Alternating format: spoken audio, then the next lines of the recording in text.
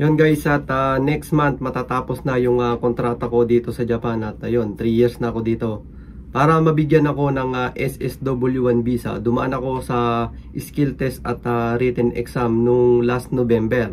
So ngayon dumating na yung resulta nung exam ko na yun. At yun, salamat naman at nakapasa ako. Parehas kong naipasa yung skill test at written exam. Kaya nabigyan ako ng certificate at badge. Yun yung badge, yung pinaka medal.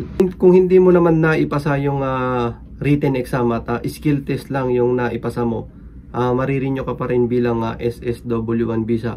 Yun na nga lang, wala kang certificate at badge. So yun, sa mga gustong manood ng video ko nung skill test, yung nagpa-practice ako, yan ilalagay ko sa screen. At ang category ko pala dito ay welder fabricator or iron work. So mostly naman ang ginagawa ko mag-welding at minsan nagpipintura din. So yun, sa mga gustong manood, yan lalagay ko sa screen. At dito sa Japan, marami kang exam na pagdadaanan. Katulad na lang nung unang taon mo dito, para mabigyan ka pa ng 2 years extension, kailangan mo rin na mag-skill test at written exam. Pero madali lang naman yung compare sa in-exam ko ngayon sa last November para mabigyan ng SSW1 visa. So may mga video ako noon at panoorin nyo na lang sa mga gustong manood. Yan. So ayan, ipapakita ko sa inyo yung certificate na binigay sa akin tsaka yung badge. So ito siya. Yan. Tapos may English translation naman to at ipapakita ko rin sa inyo. So ito siya, yan. Yan, 3rd grade certified skilled worker na tayo. So yan, natapos ko, naipasa ko itong mga exam na ito at napaka-importante nito.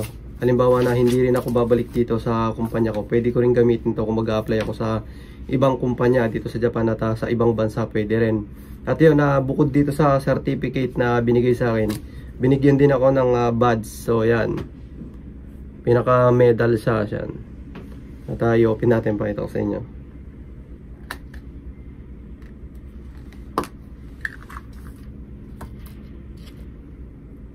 So ito siya, yan. Malabo. Yan. So ito daw yung pinaka medal. Yan. So ganito dito sa Japan. So kung gusto mo pang magpatuloy sa kontrata mo, gusto mo pang magpatuloy magtrabaho dito, kailangan mong ipasa tong skill test at written exam. Pero pagka skill test lang naman yung naipasa mo, pwede ka pa ring marinyo. Pero hindi ka na mabibigyan ng certificate katulad ng ganitong binigay sa akin.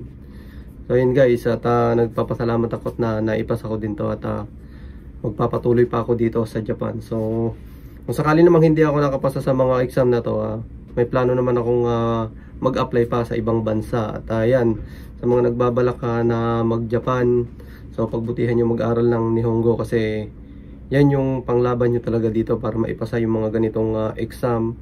Katulad din ng mga JLPT.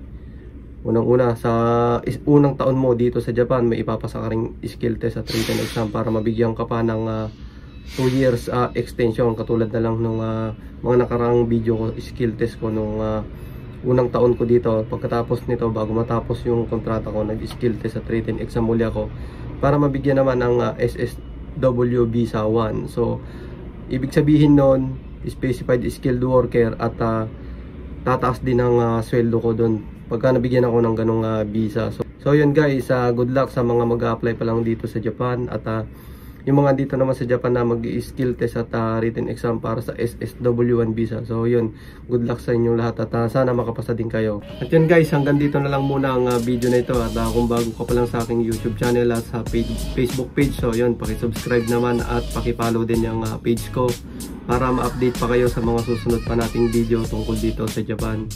So yun guys, maraming salamat sa panonood.